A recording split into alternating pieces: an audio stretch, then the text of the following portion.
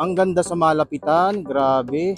Wow, grabe naman. Pang world class na itong Pasig River Esplanade Phase 2, oh.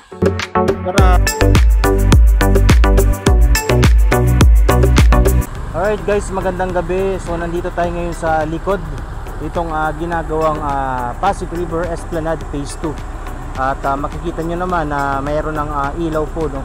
Itong bahagi na ito, itong ginagawang Phase 2 na ito.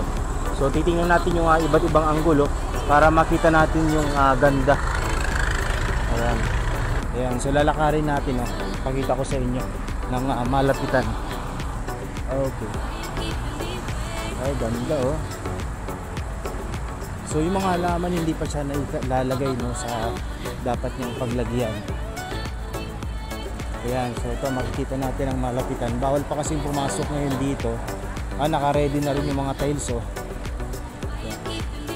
Grabe, sobrang liwanag na ng bahaging ito ng Ilog Pasig, no, yung mga gilid. Lalo na kapag talagang naging tuloy-tuloy itong project. Lalo kapag naging tuloy-tuloy, no, itong project na ito. Kasi alam nyo ba na nasa 25 km lahat ng yan mula dito sa Manila Bay hanggang dun sa Laguna de Bay. Kaya once na matapos yan ay maganda rin yan sigurado. So ito, paakyat na tayo dito sa may Binondo Intramuros Bridge. So dadaanan din natin yan tulay na yan kung tayo mag-stay. Then pakita ko yung iba't ibang anggulo nitong Pasig River Esplanade Phase 2. Yan, bari ito yung likod niya.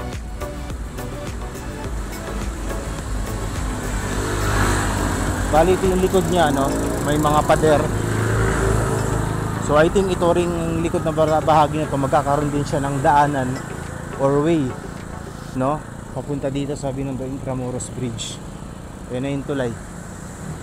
O yan, dito na tayo sa may medyo mataas na bahagi nitong tulay. Kita na natin yung mga lamppost na pinailawan dito. Grabe, no? Tapos papansinin nyo yung kabilang bahagi ng Ilog Pasig na to, may mga ilaw rin. Tapos sinamahan pa nitong tulay na ito. Tapos yung Jones Bridge, pati na rin yung unang bahagi nitong Phase 1 dito sa may likod ng post office building.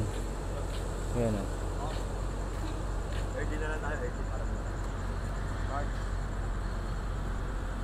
Tapos pakita ko rin sa inyo yung taas, medyo malabo na, no? So yung ibang lamppost sa taas na parang view deck na rin dun sa pinakang bubong nung mga gagawing mga souvenir shop dito ay may ilaw na rin. Ayan, ganda. So tingnan natin yung mas magandang anggulo pa, no? Ayan, so dito na tayo sa may tulay. Tapos sa kanan natin ito na. So makikita niyo yung Jones Bridge. Tapos nasa kanan naman ito yung Phase 2. Ayan, oh, may mga ilang ilaw na rin, Ayan.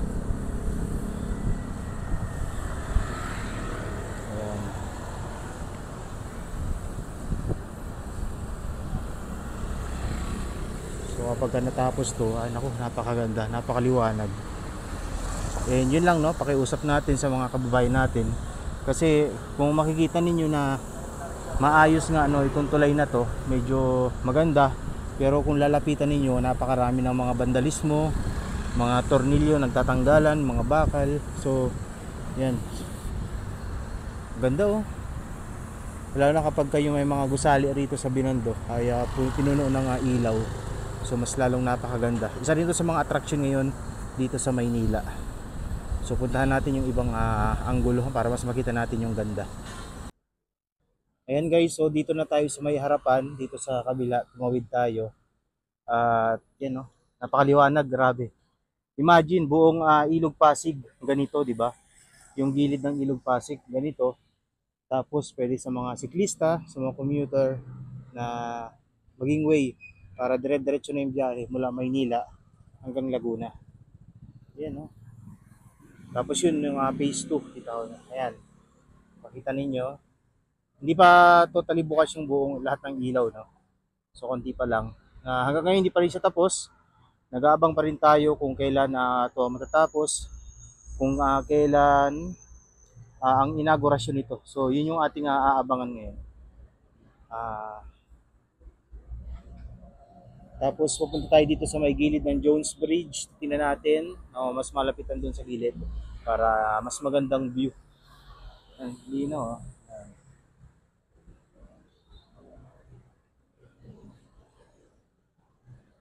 Alright. Linis ang Ilog Pasig. Oh, wala kang may mga water hyacinth tayo makikita. Palutang-lutang, no? Pero basura wala tayong nakikita. Ayan. Liwanag, oh. Ayun yung phase 1. Ayan. So, kadugsong naman yan dito sa kabila. So, tara, doon tayo sa may mas malapit na view. Yo, nakakita tayo dito sa may Jones Bridge. Grabe. Ang sarap makita na ang liwanag ng buong paligid, oh.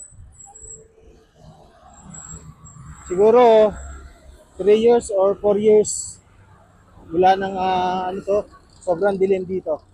3 years ago or 4 years ago or 5 years, yan, ganyan. 2019 yan, 5 years ago. Kasi itong Jones Bridge, inayos na noon.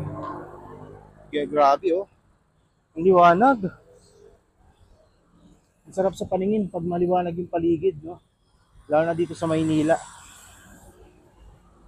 Tapos mga gusali pa, may ilaw rin.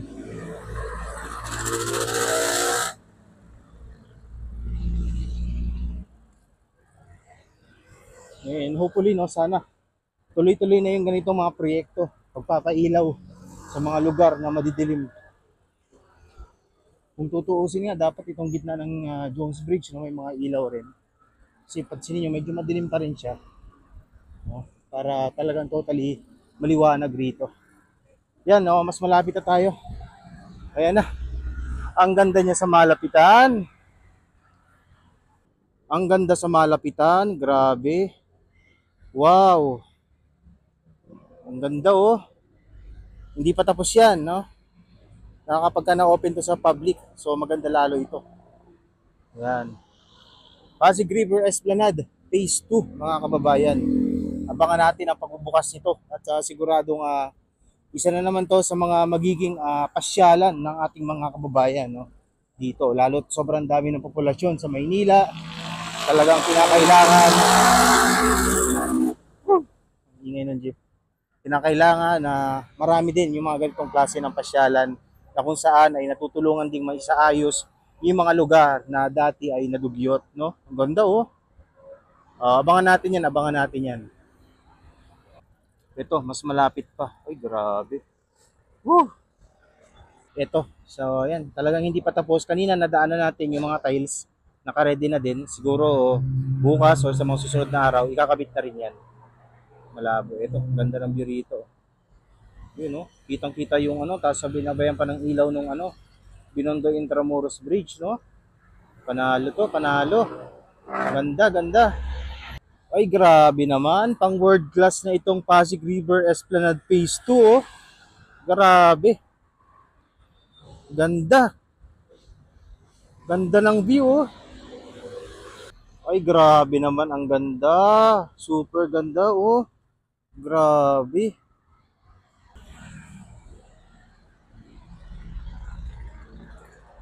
Alright guys, so yun lamang po at maraming salamat sa pagsama. Kahit na medyo madilim at nakakatakot kasi wala tayong kasama dito.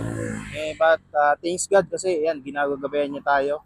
Yun lang po at maraming salamat. Ingat po tayong lahat at abangan natin ang iba pang kaganapan, iba pang update dito sa mga proyekto ng ating bansa. Thank you po and God bless sa ating lahat. Kumikidlat pa.